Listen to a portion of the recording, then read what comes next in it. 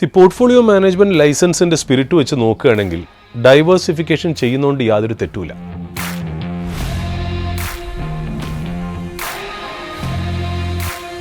ഇന്ത്യയിൽ തന്നെ 300-ൽ പരം അല്ലെങ്കിൽ 400-ൽ പരം പോർട്ട്ഫോളിയോ മാനേജ്മെന്റ് കമ്പനീസ് ലൈസൻസ് ഉള്ള കമ്പനികളിൽ ഒരു നല്ലൊരു വിഭാഗം കമ്പനീസും ഫോക്കസ്ഡ് ആയിട്ട് സ്റ്റോക്കിലേക്ക് മാത്രമേ ഇൻവെസ്റ്റ് ചെയ്യുന്നുള്ളൂ. മാർക്കറ്റ് നമ്മളെ ഫേവർ ചെയ്തു. മാർക്കറ്റിൽ there was a gush of liquidity. ഒരുപാട് ഗവൺമെൻറ് റിഫോംസ് വന്നു. പല സാഹചര്യങ്ങൾ ഒത്തുകൂടി വന്നപ്പോൾ എസ്പെഷ്യലി ലാസ്റ്റ് 6 മാസം മാർക്കറ്റ് വളരെ നന്നായിട്ട് പെർഫോം ചെയ്തു. But only when the tide goes off you will come to know who were all swimming naked. 6 മാസം നമ്മളെ എല്ലാവരെയും സ്റ്റോക്ക് മാർക്കറ്റ് നമ്മളെ അനുഗ്രഹിച്ച കാലഘട്ടമാണ്. ബട്ട് ഇവിടുന്ന് അങ്ങോട്ട് നമുക്ക് അടുത്ത 6 മാസത്തേക്ക് അല്ലെങ്കിൽ അടുത്ത 1 കൊല്ലത്തേക്ക് എങ്ങനെ പെർഫോം ചെയ്യാൻ പറ്റും, അല്ലെങ്കിൽ എങ്ങനെ നമ്മൾ മാർക്കറ്റിൻ്റെ വയലൻസിനെയും വയലേഷൻസിനെയും ഒക്കെ നമുക്ക് നെഗോഷിയേറ്റ് ചെയ്യാൻ പറ്റും, നോയ്സസിനെ നെഗോഷിയേറ്റ് ചെയ്യാൻ പറ്റും എന്നുള്ളതാണ്. അവിടെയാണ് റിയലായിട്ട് men will be separated from boys. ഒരു ഹാഫ് യെസ് ഹാഫ് നോ എന്ന് തന്നെ ഞാൻ പറയും. അതായത് ഇപ്പോൾ എന്നെ സംബന്ധിച്ച് ഞാനൊരു ലാസ്റ്റ് 20 കൊല്ലമായിട്ട് സ്റ്റോക്ക് മാർക്കറ്റിൽ 100% ഇൻവെസ്റ്റഡ് ആയിട്ട് നിൽക്കുന്ന ഒരു വ്യക്തിയാണ്. എൻ്റെ വെൽത്ത് ഏതാണ്ട് 15 ടൈംസ് 20 ടൈംസ് 30%-ഉം 40%-ഉം ഒക്കെ താഴെ പോയ കാലഘട്ടങ്ങളുണ്ട് പല 20 കൊല്ലമായിട്ട്.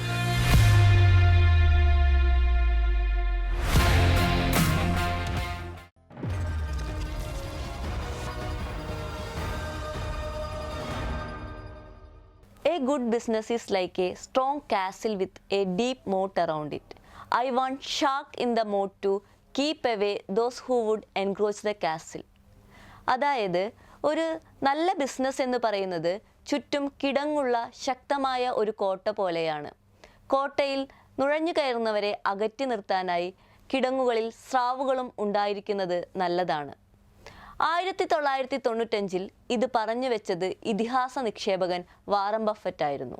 എന്നാൽ വർഷങ്ങൾക്കിപ്പുറം 2013-ൽ ഈ ആശയം ഉൾക്കൊണ്ട് നമ്മുടെ കൊച്ചു കേരളത്തിൽ ഒരു കമ്പനി സ്ഥാപിതമായി, മോട്ട് പോർട്ട്ഫോളിയോ മാനേജ്മെന്റ് സർവീസ്. ഇന്ന് ടോപ്പർ സ്റ്റേക്കിൽ നമുക്കൊപ്പമുള്ളത് മോട്ട് പോർട്ട്ഫോളിയോ മാനേജ്മെന്റ് സർവീസിന്റെ എക്സിക്യൂട്ടീവ് ഡയറക്ടറായ ശ്രീ സൂരജ് നായരാണ്. Sir, welcome to the show. Thank you so much. Sir, Moat portfolio management സർവീസിന്റെ ഒരു ആശയത്തെക്കുറിച്ചാണ് ഞാൻ പറഞ്ഞു തുടങ്ങിയത്. ഇനി കമ്പനിയുടെ പ്രവർത്തനങ്ങളിലേക്ക് വരുമ്പോൾ കമ്പനി എന്തൊക്കെ സർവീസസ് ആണ് അല്ലെങ്കിൽ ഏതൊക്കെ കസ്റ്റമേഴ്സിനെയാണ് ഫോക്കസ് ചെയ്യുന്നത്? മോട്ട് പോർട്ട്ഫോളിയോ മാനേജ്മെൻറ്റ് ഒരേ ഒരു സർവീസ് മാത്രമേ ചെയ്യുന്നുള്ളൂ. അത് പോർട്ട്ഫോളിയോ മാനേജ്മെൻറ്റ് സർവീസസ് എന്ന് പറഞ്ഞാൽ സിംഗിൾ ഫോക്കസ്ഡ് ആയിട്ടുള്ള ഒരു ആക്ടിവിറ്റി മാത്രമേ ഞങ്ങൾ ചെയ്യുന്നുള്ളൂ. ഞങ്ങൾ ക്യാപിറ്റൽ മാർക്കറ്റിൽ തന്നെ നമുക്ക് ഒരുപാട് ലൈസൻസസ് ഉണ്ട്. ബ്രോക്കേഴ്സിൻ്റെ ലൈസൻസ് ഉണ്ട്, അതിനേക്കാൾ നമ്മൾ മ്യൂച്വൽ ഫണ്ടിൻ്റെ ലൈസൻസ് ഉണ്ട്, പോർട്ട്ഫോളിയോ മാനേജ്മെൻറ്റ് ലൈസൻസ് ഉണ്ട്, ബുള്ളിയൻ ട്രേഡിംഗ്, ഫോറക്സ്, ഇങ്ങനെ പല ലൈസൻസുകളുണ്ട്. ഞങ്ങളെ സംബന്ധിച്ച് സ്റ്റോക്ക് മാർക്കറ്റിനെ സംബന്ധിച്ച് ഞങ്ങളൊരു മോട്ടിൻ്റെ ഒരു ആശയം തന്നെ ഒരു വാറൻ ബഫേ എന്ന് ഉൾക്കൊണ്ടതായതുകൊണ്ട് ഞങ്ങൾ സ്റ്റോക്ക് മാർക്കറ്റിൽ ഒരു ഇൻവെസ്റ്റ്മെൻറ്റ് മോഡ് മാത്രമേ ഞങ്ങൾ കണ്ടിട്ടുള്ളൂ. ഒരു ട്രേഡിങ്ങിൻ്റെ ആസ്പെക്റ്റോ അല്ലെങ്കിൽ ഒരു ഫോറക്സിൻ്റെയോ അല്ലെങ്കിൽ ഗോൾഡിൻ്റെ കാര്യങ്ങളൊന്നും ഞങ്ങൾ അതിനെക്കുറിച്ച് ഞങ്ങൾ ആലോചിച്ചിട്ടില്ല. അതുകൊണ്ട് തന്നെ ഞങ്ങൾ പോർട്ട്ഫോളിയോ മാനേജ്മെൻറ്റ് എന്ന് പറഞ്ഞ ഒരു ലൈസൻസ് മാത്രമേ ഞങ്ങൾ അപ്ലൈ ചെയ്തിരുന്നുള്ളൂ താനും. പോർട്ട്ഫോളിയോ മാനേജ്മെൻറ്റ് ലൈസൻസ് എന്ന് വെച്ചാൽ അത് വളരെ സിമ്പിളാണ്. അതായത് നമ്മൾ ഈ പോർട്ട്ഫോളിയോ മാനേജ്മെൻറ്റ് എന്നൊക്കെ നമ്മൾ ഒരു ഇംഗ്ലീഷ് ടേം എന്നൊക്കെ പറയുമ്പോൾ നമ്മൾ ഒരിക്കലും ഒരു ഫോട്ടോസിൻ്റെയൊക്കെ ഒരു പോർട്ട്ഫോളിയോ ആണെന്നല്ല, ഒരു ഇൻവെസ്റ്റ്മെൻറ്റ് പോർട്ട്ഫോളിയോ എന്നാണ് അവർ ഉദ്ദേശിക്കുന്നത്. അതിന് securities and exchange board of India, നമ്മുടെ ബാങ്കുകൾക്ക് RBI അല്ലെങ്കിൽ ഇൻഷുറൻസിന് IRDA എന്നൊക്കെ പറയും പോലെ ക്യാപിറ്റൽ മാർക്കറ്റിനെ റെഗുലേറ്റ് ചെയ്യുന്ന securities and exchange board of India ഒരു സ്പെഷ്യലായിട്ടുള്ള ലൈസൻസ് കമ്പനീസിന് കൊടുക്കുന്നുണ്ട്. അതിനാണ് പോർട്ട്ഫോളിയോ മാനേജ്മെൻറ്റ് ലൈസൻസ് എന്ന് പറയുന്നത്. ഈ പോർട്ട്ഫോളിയോ മാനേജ്മെൻറ്റ് ലൈസൻസ് ഒരു കമ്പനിക്ക് കിട്ടണമെങ്കിൽ ആ കമ്പനി പാലിക്കേണ്ട കുറേ നിബന്ധനകളുണ്ട്. അതായത് ആ കമ്പനിയുടെ നെറ്റ്വർത്ത്, ആരൊക്കെയാണ് പ്രൊമോട്ടേഴ്സ്, എത്ര കൊല്ലമായിട്ട് കമ്പനിയിൽ ഇതിൻ്റെ പുറകിൽ വർക്ക് ചെയ്യുന്നവർക്കുള്ള ഒരു എക്സ്പീരിയൻസ് ഉണ്ട്, അങ്ങനെ ഒരുപാട് കാര്യങ്ങൾ. നിങ്ങൾക്ക് ഇൻഫ്രാസ്ട്രക്ചർ ഉണ്ടോ, അല്ലെങ്കിൽ റിസർച്ച് പ്രോസസ്സിനുള്ള സോഫ്റ്റ്വെയർസ് ഉണ്ടോ, ഇങ്ങനെ കുറേ ഫിറ്റ് ആൻഡ് പ്രോപ്പർ ക്രൈറ്റീരിയ എന്നാണ് നമ്മൾ പറയുന്നത്. അതായത് ഇതെല്ലാം അവർ നോക്കി ഓഡിറ്റ് ചെയ്തിട്ട് നമുക്ക് ഈ എല്ലാ കാര്യങ്ങളും ഉണ്ട് എന്ന് അറിഞ്ഞതിന് ശേഷം നമ്മുടെ കയ്യിൽ നിന്ന് ഒരു ലൈസൻസ് ഫീ വാങ്ങിച്ചിട്ടാണ് നമുക്ക് ഈ ലൈസൻസ് തരുന്നത്. ഈ ലൈസൻസ് എന്ന് പറയുന്നത് വളരെ ഇമ്പോർട്ടൻ്റ് ആയിട്ടുള്ള ലൈസൻസാണ്. അതായത് ഇപ്പോൾ നമ്മളൊരു സാധാരണക്കാരനൊന്നും അപ്ലൈ ചെയ്താൽ അത് കിട്ടത്തില്ല.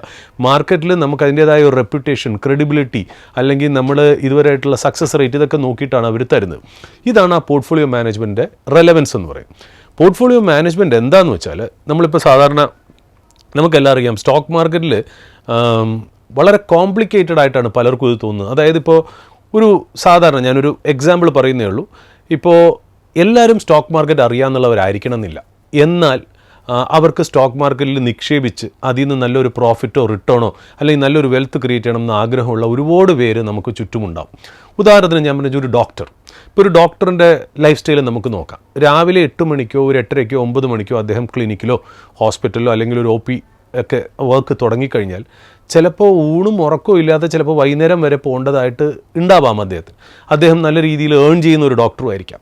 ആവശ്യത്തിന് റിയൽ എസ്റ്റേറ്റ് ഉണ്ടാവും, ആവശ്യത്തിന് ഗോൾഡിൽ ഇൻവെസ്റ്റ്മെൻറ്റ് ഉണ്ടാവും, മക്കളൊക്കെ നല്ല എങ്കിലും ഒരു എക്സ്ട്രാ വെൽത്ത് എന്നുള്ള രീതിയിൽ ഇക്വിറ്റി മാർക്കറ്റിലോ സ്റ്റോക്സിലോ ഇൻവെസ്റ്റ് ചെയ്യണമെന്ന് താല്പര്യം ആ ഡോക്ടർ ഉണ്ടാവാമായിരിക്കാം.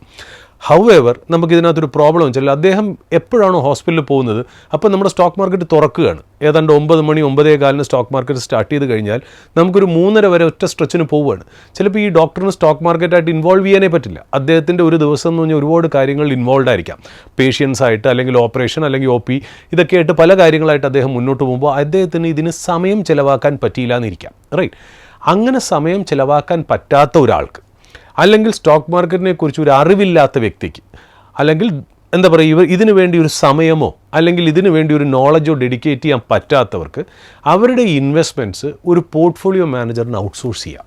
റൈറ്റ്, ഒരു പോർട്ട്ഫോളിയോ മാനേജർ അവരുടെ പൈസ എടുത്ത് ഒരു എഗ്രിമെൻറ്റ് ഫോം അവരായിട്ട് സൈൻ ചെയ്ത് എന്നിട്ടാണ് നമ്മൾ ആ സർവീസ് സ്റ്റാർട്ട് ചെയ്യുന്നത്. അപ്പോൾ നമ്മൾ ഇൻവെസ്റ്റേഴ്സിന് കൊടുക്കുന്ന ഒരു കമ്മിറ്റ്മെൻ്റ് ഉണ്ട്. കമ്മിറ്റ്മെൻ്റ് എന്ന് പറഞ്ഞാൽ ഇൻവെസ്റ്റ്മെൻറ്റ്സ് പോസിറ്റീവ് ആവണമെന്നോ നെഗറ്റീവ് ആവില്ല എന്നുള്ളതല്ല. നിങ്ങൾ നിങ്ങളുടെ പണിയായിട്ട് മുന്നോട്ട് പൊക്കോളൂ. നിങ്ങൾ മാർക്കറ്റിനെ കുറിച്ച് വറി ചെയ്യേണ്ട, നിങ്ങൾ ഓയിൽ പ്രൈസസിനെ കുറിച്ച് വറി ചെയ്യേണ്ട, നിങ്ങൾ ഫോറക്സ് മാർക്കറ്റിനെ കുറിച്ച് വറി ചെയ്യേണ്ട, നിങ്ങൾ സെൻസെക്സ് നിഫ്റ്റി എന്ത് ചെയ്യണമെന്ന് നിങ്ങൾ ആലോചിക്കേണ്ട. നിങ്ങൾ ഇൻവെസ്റ്റ് ചെയ്യുക, നിങ്ങളുടെ പൈസ ഞങ്ങൾ മാനേജ് ചെയ്യും. നിങ്ങളുടെ പൈസ ഉപയോഗിച്ച് നിങ്ങൾക്കൊരു പോർട്ട്ഫോളിയോ ഓഫ് സ്റ്റോക്സ്, അതായത് മേ ബി ഒരു 10, 15, 20 സ്റ്റോക്കുകളിൽ നമ്മൾ ഇൻവെസ്റ്റ് ചെയ്യുന്നു. എന്നിട്ട് ടൈമിലായിട്ട് നിങ്ങളെ അറിയിക്കുന്നു. ഒന്നില്ലെങ്കിൽ ഡെയിലി നമുക്ക് അറിയിക്കാം, 2 ദിവസം കൂടുമ്പോൾ അറിയിക്കാം, വീക്ക്ലി അറിയിക്കാം, മന്ത്ലി അറിയിക്കാം. എങ്ങനെയാണെന്നുള്ളത് ഇൻവെസ്റ്ററിന് തീരുമാനിക്കാം. റൈറ്റ്, ഇപ്പോൾ ഇൻവെസ്റ്ററെ സംബന്ധിച്ച് നമ്മളിപ്പോൾ ഒരു സോഫ്റ്റ്വെയർ എന്ന് പറയുന്ന ബിസിനസ് എന്താണ്? അതായത് ഏതെങ്കിലും ഒരു കമ്പനിക്ക് ഒരു സോഫ്റ്റ്വെയർ വേണം, പക്ഷേ അവർക്കത് ഡെവലപ്പ് ചെയ്തെടുക്കാനുള്ള എക്സ്പെർട്ടീസ് ഇല്ല. അപ്പോൾ അവരെന്ത് ചെയ്യും? സോഫ്റ്റ്വെയർ ഡെവലപ്മെൻറ്റ് കമ്പനിക്ക് അവർ ഔട്ട്സോഴ്സ് ചെയ്യും. റൈറ്റ്, എന്നിട്ട് പറയും ഞാൻ ഇതാണ് എക്സ്പെക്ട് ചെയ്യുന്നത്, ഇതാണ് എനിക്ക് ആവശ്യം എന്നുള്ളത്. അങ്ങനെയാണ് നമ്മുടെ ഇൻഫോസിസ്, വിപ്രോ അല്ലെങ്കിൽ SCL, കോഗ്നിസൻ ഇങ്ങനത്തെ പല കമ്പനികളും വരും. അതേപോലെ ഒരു ഔട്ട്സോഴ്സ്ഡ് ഏജൻ്റാണ് ഞങ്ങൾ. Actually, you are outsourcing your investment decisions to a portfolio manager. That is portfolio management all about. ഇത് നമ്മൾ ലിറ്ററലി ടെക്നിക്കലി എൻ്റെ അടുത്ത് ആര് ചോദിച്ചാലും പോർട്ട്ഫോളിയോ മാനേജ്മെൻറ്റ് ഇതാണെന്നാണ് ഞാൻ പറഞ്ഞ് അവസാനിപ്പിക്കുന്നത്. ബട്ട് ഇതിന് വേറൊരു കാര്യം കൂടെ മാർക്കറ്റിലുണ്ട്. അതായത് മോർ ദാൻ ഇൻവെസ്റ്റ്മെൻറ്റ് ഡിസിഷൻസ് മാർക്കറ്റിനെ കുറിച്ച് അറിഞ്ഞുകൂടാത്തവരോ അല്ലെങ്കിൽ മാർക്കറ്റിൽ ടൈം സ്പെൻഡ് ചെയ്യാൻ പറ്റാത്തവരോ ശരിക്കും പറഞ്ഞാൽ അവരുടെ കൺവിക്ഷനും കോൺഫിഡൻസും ടൈമുമാണ് ഞങ്ങൾക്ക് ഔട്ട്സോഴ്സ് ചെയ്യുന്നത്, പൈസ മാത്രമല്ല. കാര്യം വെച്ചാൽ അവർ സ്വമേധയെ അവർ മനസ്സിലാക്കുകയാണ്. ഞങ്ങൾക്ക് ചിലപ്പോൾ ചില ഇൻവെസ്റ്റേഴ്സ് ഉണ്ട്, അവർക്ക് മാർക്കറ്റിൽ ഇൻവോൾവ് ചെയ്യാൻ ടൈം ഉണ്ടാവും, അറിവുണ്ടാവും, എന്നിട്ടും അവർ ചിലപ്പോൾ പറയും ഞങ്ങൾ ഇതിനകത്ത് കൈവച്ചാൽ നേരെ രീതിയിൽ പോവില്ല. കാര്യം ഞങ്ങളെ സംബന്ധിച്ച് ഒരുപാട് കാര്യങ്ങൾ ഞങ്ങളുടെ തലയിൽ കയറി വരും, ഗ്രീഡ് കയറി വരും, റൈറ്റ്, ഫിയർ കയറി വരും. ഞങ്ങളിപ്പോൾ അമേരിക്കൻ മാർക്കറ്റ് ഇന്ന് നെഗറ്റീവാണെന്ന് അറിഞ്ഞു കഴിഞ്ഞാൽ നാളെ ചിലപ്പോൾ ഞങ്ങൾ എടുക്കുന്ന ഡിസിഷൻസ് തെറ്റാവാം. ഇങ്ങനത്തെ കാര്യങ്ങൾ കൊണ്ട് ഞങ്ങൾക്ക് ഇത് ഔട്ട്സോഴ്സ് ചെയ്യണമെന്ന് താല്പര്യപ്പെടുന്നു. റൈറ്റ്, ഇപ്പോൾ പോർട്ട്ഫോളിയോ മാനേജ്മെൻറ്റ് ഒരു നട്ട്ഷെല്ലിൽ പറയുകയാണെങ്കിൽ it is ideal for those investors അല്ലെങ്കിൽ those public who doesn't have the time to manage their investments or knowledge to manage their investments or doesn't have the time to manage their emotions. അങ്ങനെയുള്ളവർക്കും അവരുടെ investments ഒരു portfolio management കമ്പനിയെ ഏൽപ്പിക്കാം. ഇതാണ് മോട്ട് എന്ന് പറയുന്ന portfolio management കമ്പനിയുടെ basic services അല്ലെങ്കിൽ portfolio മാനേജ്മെൻറ്റിന് all together ഇന്ത്യയിലുള്ള relevance. Sir പറഞ്ഞതിൽ നിന്ന് മനസ്സിലായത് മെയിനായിട്ട് ഓഹരി വിപണിയിൽ തന്നെയാണ് ഫോക്കസ് ചെയ്യുന്നതെന്നാണ്. എങ്കിലും നമ്മൾക്കിപ്പോൾ ഡൈവേഴ്സിഫിക്കേഷൻ നമ്മളെപ്പോഴും എല്ലാവരും എപ്പോഴും സംസാരിക്കുന്നത് തന്നെയാണ്, don't put all eggs in one basket എന്ന് പറയും. അപ്പോൾ ഡൈവേഴ്സിഫിക്കേഷന് വേണ്ടിയിട്ട് ഇക്വിറ്റി മാർക്കറ്റ് അല്ലാതെ ബോണ്ട്, ഗോൾഡ് അതുപോലെ മറ്റേതെങ്കിലും അസറ്റ് ക്ലാസുകൾ താങ്കൾ പരിഗണിക്കാറുണ്ടോ? പോർട്ട്ഫോളിയോ മാനേജ്മെൻറ്റ് ലൈസൻസിൻ്റെ സ്പിരിറ്റ് വെച്ച് നോക്കുകയാണെങ്കിൽ ഡൈവേഴ്സിഫിക്കേഷൻ ചെയ്യുന്നതുകൊണ്ട് യാതൊരു തെറ്റുമില്ല. ഒരു ഇൻവെസ്റ്റ്മെൻറ്റിൻ്റെ ആറ്റിറ്റ്യൂഡിൽ നമ്മൾ നോക്കുകയാണെങ്കിലും ഒരു ഇൻവെസ്റ്റർ ഡൈവേഴ്സിഫിക്കേഷൻ ചെയ്യണം എന്ന് തന്നെയാണ് അതിൻ്റെ ഒരു എന്താ പറയുക ഒരു ബേസിക് കാർഡിനൽ റൂള് തന്നെ അതാണ്. അതായത് നിങ്ങൾ don't put all eggs in one basket. കുറച്ച് ഗോൾഡിൽ വേണം, കുറച്ച് റിയൽ എസ്റ്റേറ്റിൽ വേണം, കുറച്ച് സ്റ്റോക്സിൽ വേണം, കുറച്ച് ഫിക്സഡ് ഡെപ്പോസിറ്റിൽ വേണം, കുറച്ച് ലിക്വിഡിറ്റി വേണം, കുറച്ച് ഇൻഷുറൻസിൽ വേണം. ഇങ്ങനെയൊക്കെ പല രീതിയിലായിട്ട് നമ്മൾ പറയുമെങ്കിലും ഞാൻ ആലോചിക്കും, ഇപ്പം ഞങ്ങൾ പോർട്ട്ഫോളിയോ മാനേജ്മെൻറ്റ് കമ്പനി ഞാനും എൻ്റെ പാർട്ട്നേഴ്സുമായിട്ട് തുടങ്ങുന്ന സമയത്ത് അല്ലെങ്കിൽ എൻ്റെ ഫെല്ലോ ഡയറക്ടേഴ്സായിട്ട് നമ്മൾ തുടങ്ങുന്ന സമയത്ത് നമ്മൾ അന്നേ തീരുമാനിച്ചൊരു കാര്യമുണ്ട്. അതായത് നമ്മളെ സംബന്ധിച്ച് ഞങ്ങളുടെ എക്സ്പെർട്ടീസ് സ്റ്റോക്സിലും ഇക്വിറ്റിയിലും ഓഹരി വിപണിയിലും മാത്രമേ ഉള്ളൂ. ഞങ്ങൾ ഗോൾഡിലോ റിയൽ എസ്റ്റേറ്റിലോ ഇൻവെസ്റ്ററിൻ്റെ പൈസ കൊണ്ടിട്ടിട്ട് കാര്യമില്ല. റൈറ്റ്. അതുകൊണ്ട് തന്നെ ഞങ്ങളൊരു ഫോക്കസ്ഡ് ഇക്വിറ്റി പോർട്ട്ഫോളിയോ മാനേജേഴ്സായിട്ട് നിൽക്കാനാണ് ഞങ്ങൾ ആഗ്രഹിച്ചത് തന്നെ തുടക്കം മുതൽ. ഇപ്പം ഞങ്ങളൊരു ഇൻവെസ്റ്ററുടെ അടുത്ത് പറയുന്നത്, ഇപ്പോൾ അവർ പറയുന്നത് നിങ്ങൾക്ക് ആവശ്യത്തിന് റിയൽ എസ്റ്റേറ്റ് ഉണ്ട്, നിങ്ങൾക്ക് ഗോൾഡ് ഉണ്ട്. ഇപ്പോൾ റിയൽ എസ്റ്റേറ്റ് മേടിക്കണമെങ്കിൽ ഒരു പോർട്ട്ഫോളിയോ മാനേജറിൻ്റെ സഹായം ഇവിടെ ആവശ്യമുണ്ടോ എന്ന് ചോദിച്ചാൽ എനിക്കറിയില്ല. ഇപ്പോൾ കേരളത്തിൽ ഏതൊരു വ്യക്തിയും ഓട്ടോമാറ്റിക്കായിട്ട് റിയൽ എസ്റ്റേറ്റിനെ കുറിച്ച് ഒരുപാട് കാര്യങ്ങൾ അറിയാം. എന്നെക്കാട്ടിലും അറിയാവുന്ന ഇഷ്ടംമാതിരി ആൾക്കാർ ഇവിടെ തന്നെ ഉണ്ട്. അപ്പോൾ എന്തിനാണ് അവരുടെ ഇൻവെസ്റ്റ്മെൻറ്റ്സ് ഞാൻ എടുത്തിട്ട് ഞാനൊരു ഡിസിഷൻ എടുത്ത് ഞാനൊരു ഫീസ് മേടിക്കുന്നത്? ഇപ്പോൾ ഗോൾഡിനെ സംബന്ധിച്ച് നമുക്കറിയാം, ഒരു ഹൗസ് വൈഫ് അല്ലെങ്കിൽ ഒരു ഫീമെയിൽ കമ്മ്യൂണിറ്റിയാണ് ഏറ്റവും കൂടുതൽ ഗോൾഡിനെ ട്രാക്ക് ചെയ്യുന്നത്. അവർ ട്രാക്ക് ചെയ്യുന്നതിൻ്റെ അത്രയും പോലും ഒരു ഫണ്ട് മാനേജ്മെൻറ്റ് കമ്പനി നടത്തുന്നത് ഞങ്ങൾ ട്രാക്ക് ചെയ്യുന്നില്ല. പിന്നെ എന്തിനാണ് ഞങ്ങൾ അവരുടെ നിന്ന് ഇൻവെസ്റ്റ്മെൻറ്റ്സ് ഔട്ട്സോഴ്സ് ചെയ്ത് മേടിച്ചിട്ട് ഞങ്ങളൊരു ഫീസ് മേടിക്കുന്നത്? എന്നാൽ ഇവർക്ക് ആർക്കും ഇല്ലാത്തത് ചിലപ്പോൾ ഒരു സ്റ്റോക്ക് മാർക്കറ്റിലേക്കോ അല്ലെങ്കിൽ ഒരു ഓഹരി വിപണിയെക്കുറിച്ചായിരിക്കാം അറിവോ അല്ലെങ്കിൽ സമയമോ ഇല്ലാത്തത്.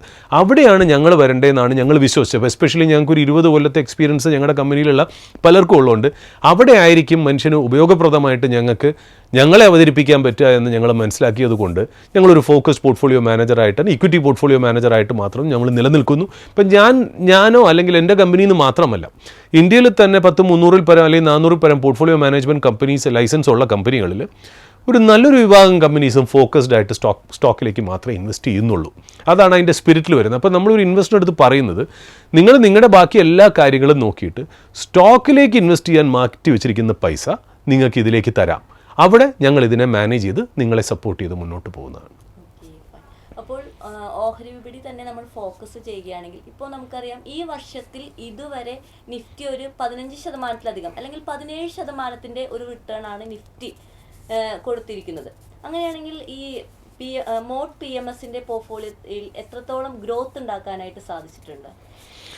ഇതിൽ 2 രീതിയിൽ എനിക്കിതിന് ഉത്തരം പറയാം. ഒന്നൊരു പോർട്ട്ഫോളിയോ മാനേജ്മെൻറ്റ് കമ്പനിയുടെ ഡയറക്ടർ എന്ന രീതിയിൽ എനിക്കെന്നും അന്തസ്സോടുകൂടി പറയാം. അതായത് ഈ പറയുന്ന പോലെ ലാസ്റ്റ് 6 മാസമോ ഒരു കൊല്ലം കൊണ്ട് ഞങ്ങളുടെ പല തീംസ് ഉണ്ട്. അതായത് ഇപ്പം നമ്മൾ മിഡ് ക്യാപ്പ് പോർട്ട്ഫോളിയോ അല്ലെങ്കിൽ large cap portfolio, aggressive portfolio, defensive portfolio, emerging leader, emerging mode companies എന്നൊക്കെയുള്ള രീതിയിൽ പല സ്കീംസ് ഓരോ കമ്പനിക്ക് ഉണ്ടാവും. ഇപ്പോൾ ഒരു പോർട്ട്ഫോളിയോ മാനേജ്മെൻറ്റ്, അതായത് നമ്മളിപ്പോൾ ഒരു ഇൻവെസ്റ്റർ എടുത്ത് പറയുകയാണ്, നിങ്ങൾക്ക് മിഡ് ക്യാപ്പിൽ മാത്രമാണെങ്കിൽ ഞങ്ങളുടെ ഈ ഫണ്ട് മിഡ് ക്യാപ്പിൽ അല്ലെങ്കിൽ ഈ ഒരു ഇൻവെസ്റ്റ്മെൻറ്റ് ഫിലോസഫി അതിവിടെ മാത്രം കോൺസെൻട്രേറ്റ് ചെയ്യും.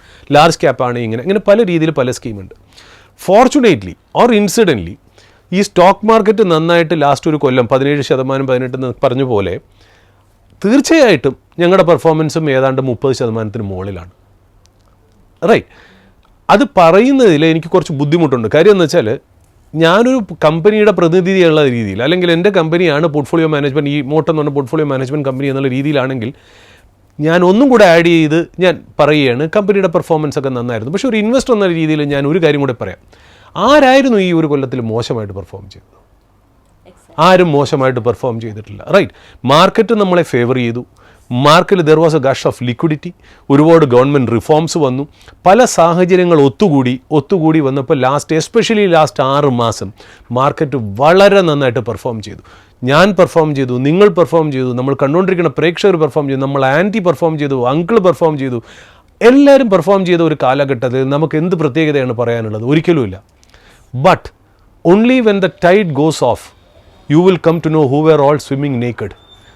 തിരിച്ചിറങ്ങിപ്പോകുമ്പോൾ മാത്രമേ ആരൊക്കെ വസ്ത്രമില്ലാതെ നീന്തിയിരുന്നുള്ളൂ എന്ന് നമുക്ക് മനസ്സിലാക്കും പോലെ ഈ സമയം ഒരിക്കലും ഒരു പോർട്ട്ഫോളിയോ മാനേജ്മെൻറ്റ് കമ്പനിയുടെയോ അല്ലെങ്കിൽ ഒരു ഇൻവെസ്റ്ററിൻ്റെയോ ക്രെഡിബിലിറ്റിയോ അല്ലെങ്കിൽ റിട്ടേണോ ഇവാലുവേറ്റ് ചെയ്യേണ്ട കാലഘട്ടമേ ആയിരുന്നില്ല ലാസ്റ്റ് 6 മാസം എന്ന് പറയുന്നത്.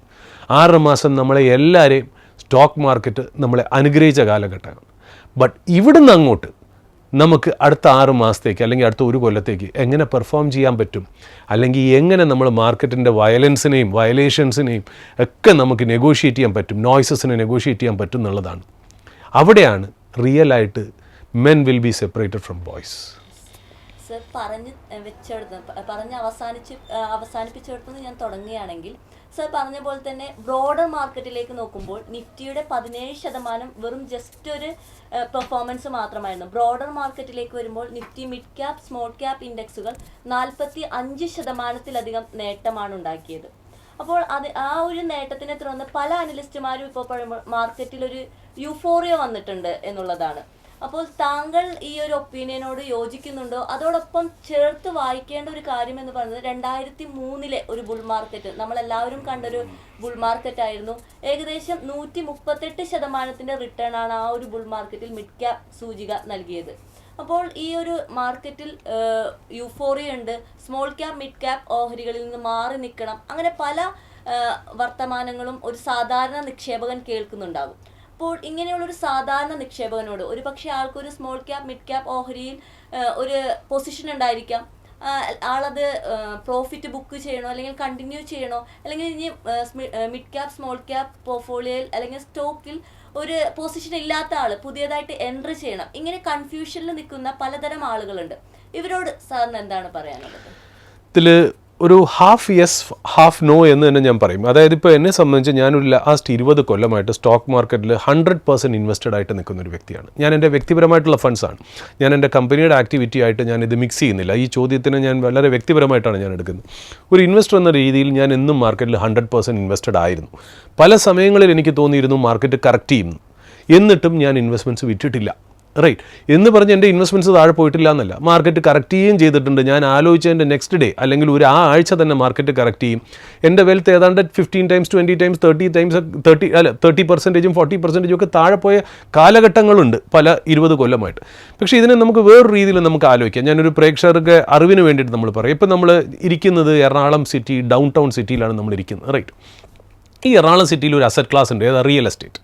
റിയൽ എസ്റ്റേറ്റ് ഒരു അസറ്റ് ക്ലാസ്സാണ്. നമുക്കറിയാം എറണാകുളത്ത് 10 കൊല്ലത്തിന് മുമ്പത്തേനെക്കാട്ടിലും ഇവിടുത്തെ റിയൽ എസ്റ്റേറ്റ് ഉയർന്നാണ് നിൽക്കുന്നത്. അതായത് എത്ര പെർസെൻറ്റേജ് എന്നുള്ളത് കളയുക. ബട്ട് ടോട്ടൽ എല്ലാ എറണാകുളത്തും 20% റിയൽ എസ്റ്റേറ്റ് കയറിയത് നമുക്ക് പറയാൻ പറ്റില്ല.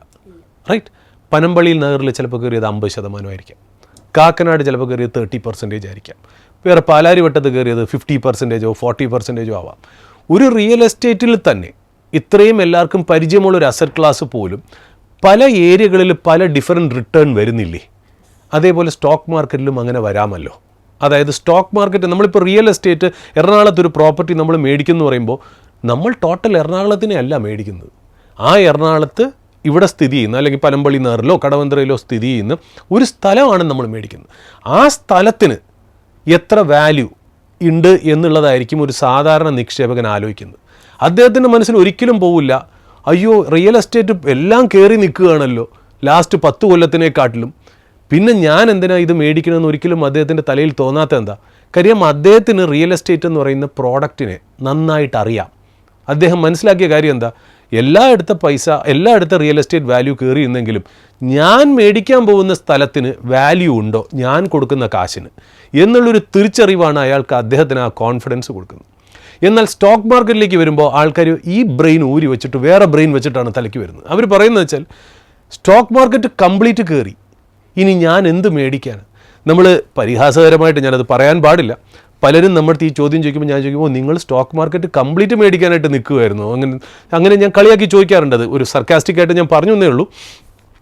നമ്മളെപ്പോഴും ആലോചിക്കേണ്ട കാര്യം മാർക്കറ്റിൽ നമ്മൾ സ്റ്റോക്ക് മാർക്കറ്റിനെ കംപ്ലീറ്റ് ആയിട്ടല്ല നമ്മൾ മേടിക്കുന്നത്. ഒരു ഇന്ത്യൻ എക്കണോമിയെ അല്ല നമ്മൾ കംപ്ലീറ്റ് ആയിട്ട് മേടിക്കുന്നത്.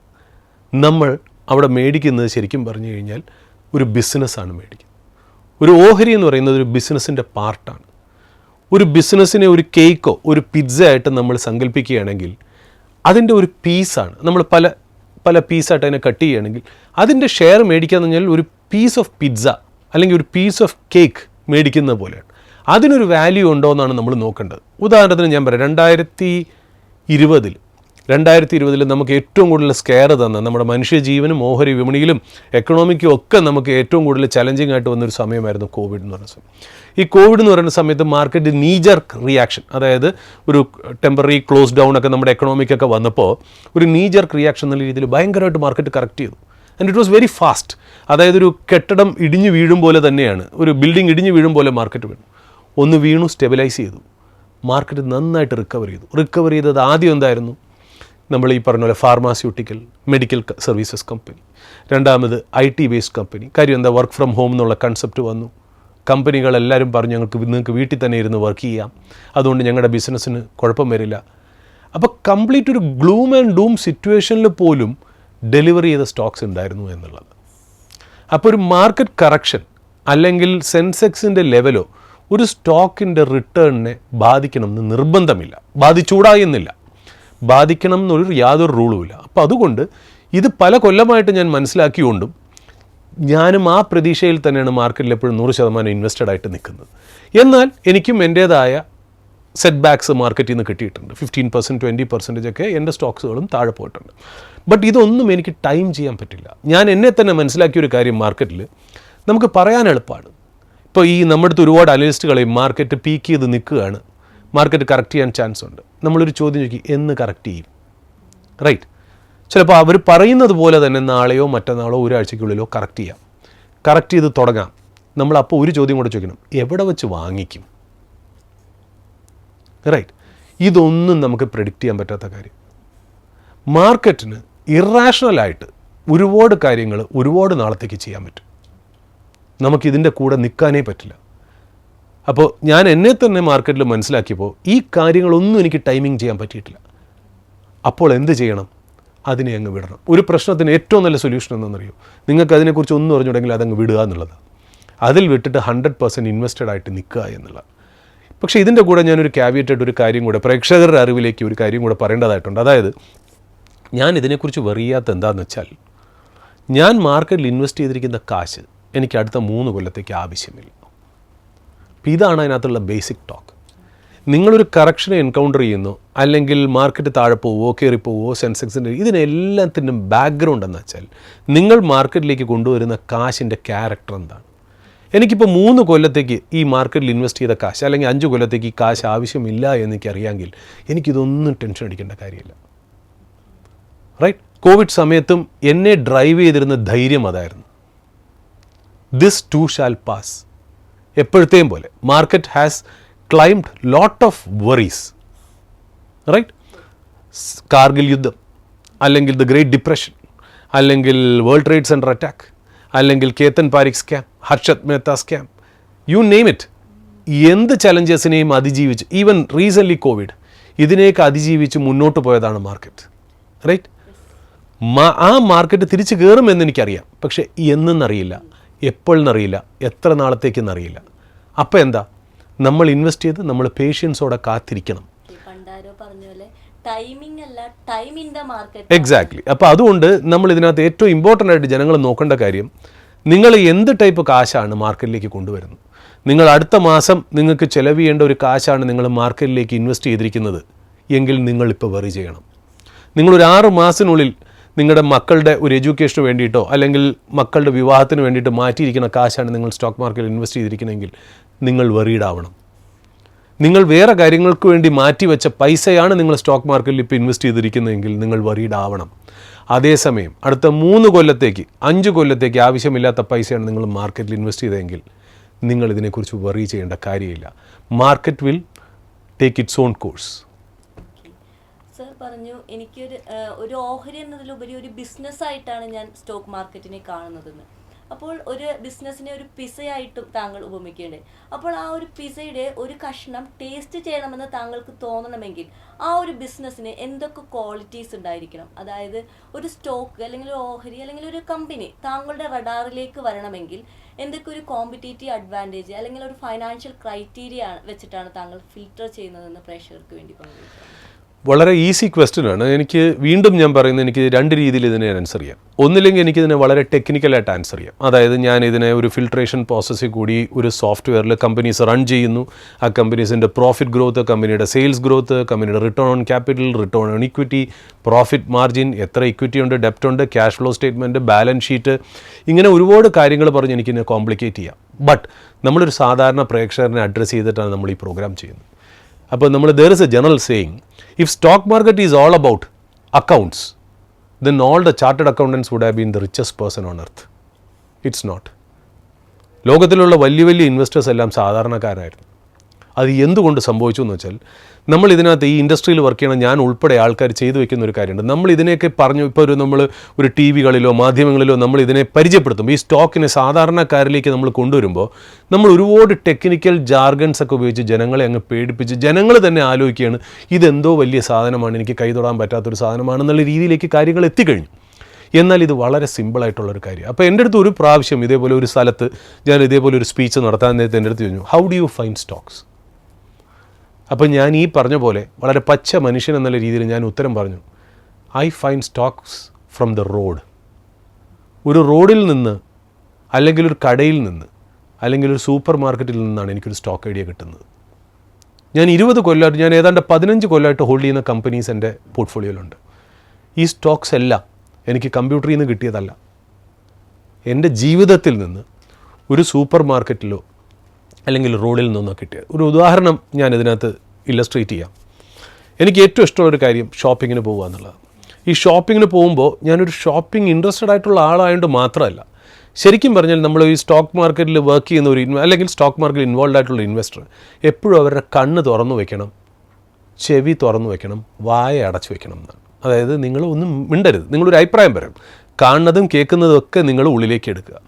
ഉദാഹരണത്തിന് പറയാം, ഞാൻ എൻ്റെ ഭാര്യയായിട്ട് ഞാൻ സൂപ്പർ മാർക്കറ്റിൽ പോകും.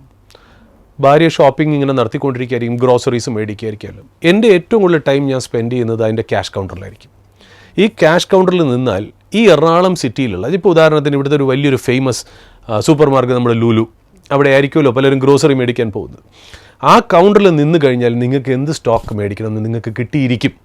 നിങ്ങൾക്ക് അവിടെ കിട്ടിയില്ല എന്നുണ്ടെങ്കിൽ നിങ്ങളൊരു സ്റ്റോക്ക് മാർക്കറ്റ് ഇൻവെസ്റ്ററേ അല്ല. കാര്യം ഞാൻ എക്സാമ്പിൾ ഞാൻ പറയാം. ഞാനിത് ഷോപ്പ് ചെയ്തുകൊണ്ടിരിക്കുമ്പോൾ ഞാൻ എൻ്റെ കണ്ണിൽ കണ്ട ഒരു കാഴ്ച ഞാൻ പറയാം. ഒരു കുട്ടി, അതായത് 2 പിള്ളേർ, ഒരു ആൺകുട്ടി ഒരു പെൺകുട്ടി, ഒരു മദറും ഫാദറും ഷോപ്പ് ചെയ്യുന്നു. അവരെ ഗ്രോസറി ബാസ്ക്കറ്റിലേക്ക് പല സാധനങ്ങളും ഇട്ട് ബില്ലിങ്ങിൻ്റെ അവിടെ വന്ന് നിൽക്കുന്നു. ഈ കുട്ടികൾക്ക് ഏതാണ്ട് ഒരു 8 വയസ്സ് 10 വയസ്സ് ആ പ്രായമൊക്കെ ഉള്ളൂ. അപ്പോൾ ലാസ്റ്റായിട്ട് അമ്മ പറയുകയാണ്, അയ്യോ നൂഡിൽസ് എടുക്കാൻ മറന്നു ഈ സ്കൂളിൽ കൊണ്ടുപോകാൻ, പോയി നൂഡിൽസ് എടുത്തുകൊണ്ട് വരുമെന്നുള്ളൂ. ഈ 2 കുട്ടികളും ഓടി പോയി നൂഡിൽസ് എടുത്ത് ഇതിനകത്ത് കൊണ്ടുവച്ചു. അപ്പോൾ നമ്മൾ സ്വാഭാവികമായിട്ടും ഓരോന്നായിട്ട് എടുത്ത് ബില്ല് ചെയ്തുകൊണ്ടിരിക്കുന്ന സമയത്ത് അമ്മയുടെ കയ്യിൽ ഈ നൂഡിൽസ് പെട്ടു. അമ്മ എടുത്ത് വച്ചു. എന്നിട്ട് അത് എടുത്ത് നോക്കിയിട്ട് 2 പിള്ളേരെയും ചീത്ത പറയുന്ന ഒരു സീനാണ് കണ്ടത്. അതായത് അവരെടുത്തുകൊണ്ട് വന്നത് എന്തോ ഒരു ചൈനീസ് ബ്രാൻഡ് നൂഡിൽസാണ്. റൈറ്റ്, നമ്മൾ ഇതുവരെ കേട്ട് പരിചയമില്ലാത്ത, അതിനകത്ത് ചോട്ടാ ഭീമിൻ്റെ സ്റ്റിക്കറോ അല്ലെങ്കിൽ അവെഞ്ചേഴ്സിൻ്റെ സ്റ്റിക്കറോ എന്തോ ഉള്ളതാണ് ഈ കുട്ടികളെ അട്രാക്റ്റ് ചെയ്തത്. റൈറ്റ്, അപ്പോൾ അവർ അതിന് വേണ്ടിയിട്ട് ഇത് എടുത്തുകൊണ്ട് വന്നു. അമ്മ പറഞ്ഞത് ഒരേ ഒരു കാര്യമുള്ളൂ, മര്യാദയ്ക്ക് ഇത് തിരിച്ചു കൊണ്ടുവച്ചിട്ട് മാഗി എടുത്തുകൊണ്ട് വരും. കാരണം നിങ്ങൾക്ക് ഇതൊക്കെ കഴിഞ്ഞ പ്രാവശ്യം ഉണ്ടാക്കി തന്നിട്ട് നിങ്ങളിതൊന്നും തൊട്ടില്ല. ലാസ്റ്റ് കഴിക്കാൻ നിങ്ങൾക്ക് മാഗി മാത്രമേ പറ്റൂ. ഞാൻ അന്നാണ് ആ മാഗി എന്ന് പറഞ്ഞ പ്രോഡക്റ്റിൻ്റെ പവർ എനിക്ക് മനസ്സിലായത്. നെസ്ലെ, ആ ഓരോ ഓണം സമയമാകുമ്പോൾ നിങ്ങൾ ആ ക്യാഷ് കൗണ്ടറിൽ നിന്നാൽ എല്ലാ ഗ്രോസറി ബാസ്ക്കറ്റിലും നിങ്ങൾക്ക് മിൽക്ക് മെയ്ഡ് കാണാം പായസം ഉണ്ടാക്കാൻ. റൈറ്റ്, ഈ പ്രോഡക്ട്സ് നിങ്ങളുടെ ലൈഫിൽ ഇൻഡിസ്പെൻസിബിൾ ആണെങ്കിൽ, നെസ്ലെ എന്ന് പറയുന്ന ഒരു കമ്പനിയുടെ സ്റ്റോക്ക് ഐഡിയ നിങ്ങൾക്ക് കിട്ടിയില്ലെങ്കിൽ പിന്നെ നമ്മൾ എന്ത് സ്റ്റോക്ക് മാർക്കറ്റ് ഇൻവെസ്റ്ററാണ്? ഇപ്പം നമ്മൾ രണ്ടുപേരും ഇന്ന് ഇവിടെ ഇരുന്ന് സംസാരിക്കുന്നു. ഇവിടെ ഈ ഒരുപാട് ചെയേഴ്സ് ഉണ്ട്, ടേബിൾസ് ഉണ്ട്, ഒരുപാട് ഫർണിച്ചർ നമ്മുടെ ചുറ്റും കാണുന്നുണ്ട്. ഈ എല്ലാ ഫർണിച്ചറും ഒട്ടിക്കുന്ന അഡീസീവിൻ്റെ പേരാണ് ഫെവിക്കോൾ, അല്ലേ? ഞാൻ 50 വയസ്സായി, ഞാൻ ജനിച്ച നാൾ മുതൽ ഇന്നേ വരെ ഫെവിക്കോൾ എന്നല്ലാതെ വേറൊരു പ്രോഡക്റ്റിനെ കുറിച്ച് ഞാൻ കേട്ടിട്ടില്ല. കേട്ടിട്ടുണ്ടെങ്കിൽ പോലും പോപ്പുലർ അല്ല. നമ്മളൊരു ഹാർഡ്വെയർ ഷോപ്പിൽ നിന്ന് നമ്മൾ ചോദിക്കുന്നത് ഫെവിക്കോൾ ഉണ്ടോ എന്നാണ്, അല്ലാണ്ട് അഡീസീവ് ഉണ്ടോ എന്നല്ല. അതൊരു പ്രോഡക്റ്റ് ആണെങ്കിൽ, ആ പ്രോഡക്റ്റ് ഇത്രയും പോപ്പുലർ ആണെങ്കിൽ, എത്രയോ ജനറേഷൻസിനെയും എത്രയോ ചലഞ്ചസും ഈ എക്കണോമിയിൽ നടക്കുന്ന പല കാര്യങ്ങളും അതിജീവിച്ച് അത് വന്നിട്ടുണ്ട് എന്നുണ്ടെങ്കിൽ, പിഡിലൈറ്റ് എന്ന് പറയുന്ന ആ കമ്പനിയുടെ പ്രോഡക്റ്റ് നിങ്ങളുടെ മനസ്സിലേക്ക് തട്ടിയില്ലെങ്കിൽ പിന്നെ നമ്മൾ എന്ത് സ്റ്റോക്ക് മാർക്കറ്റ് ഇൻവെസ്റ്ററാണ്? നമ്മളൊരു ലീക്കിന് വേണ്ടിയിട്ട്, വീടുകളിൽ ഉണ്ടാകുന്ന കൺസ്ട്രക്ഷൻ ലീക്കുകൾ നമ്മൾ അടയ്ക്കാനായിട്ട് എംസീൽ എന്ന് പറയുന്ന പ്രോഡക്റ്റ്, വീടിൻ്റെ മുകളിൽ നിന്ന് വെള്ളം താഴേക്ക് വരാതിരിക്കാൻ വേണ്ടിയിട്ട് നമ്മൾ ഡോക്ടർ വൈറ്റോ, അങ്ങനെ എന്തൊക്കെ ഒരുപാട് പ്രോഡക്റ്റ്സ് അവർക്കുണ്ട്. ഇതൊക്കെ നമ്മുടെ ജീവിതത്തിൽ തന്നെ ഡെയിലി നമ്മുടെ ജീവിതത്തിനെ അഭിമുഖീകരിക്കുന്ന പ്രോഡക്റ്റ്സാണ്. ഇവിടുന്ന് തന്നെ നിങ്ങൾക്ക് സ്റ്റോക്ക് ഐഡിയ കിട്ടും. ഉദാഹരണത്തിന് രാവിലെ എണീച്ചാൽ നിങ്ങൾക്ക് പല്ല് തേക്കാൻ ഒരു കോൾഗേറ്റോ ക്ലോസപ്പോ ആയിരിക്കും. ഇത് രണ്ടും ലിസ്റ്റഡ് കമ്പനിയാണ്.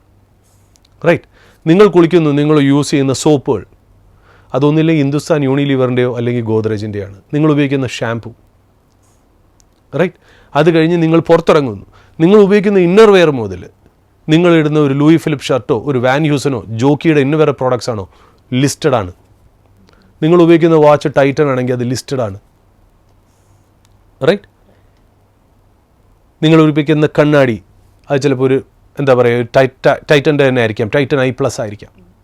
നിങ്ങൾ അത് കഴിഞ്ഞ് നിങ്ങളൊരു ബ്രേക്ക്ഫാസ്റ്റ് കഴിക്കുന്നു, ആ ബ്രേക്ക്ഫാസ്റ്റ് കഴിക്കുന്നത് പ്രോഡക്റ്റും ഏതെങ്കിലും പാക്കേജ് ഫുഡ് കമ്പനി ആയിരിക്കാം. നിങ്ങൾ കുടിക്കുന്ന കോഫി നെസ്കഫെ ആണെങ്കിൽ അത് നെസ്ലെ ലിസ്റ്റഡ് ആണ്. നിങ്ങൾ കുടിക്കുന്നത് താജ്മഹൽ ആണെങ്കിൽ യൂണിലിവർ ലിസ്റ്റഡ് ആണ്. ടാറ്റ ടീ ആണെങ്കിൽ ടാറ്റ ടീ ലിസ്റ്റഡ് ആണ്. നിങ്ങളൊരു കാറിലേക്ക് കയറുന്നു, ഒരു മാരുതി സുസുക്കി ആവാം, ടാറ്റ മോട്ടോഴ്സ് ആവാം, നെക്സൺ ആവാം, സ്വിഫ്റ്റ് ആവാം, ലിസ്റ്റഡ് ആണ്.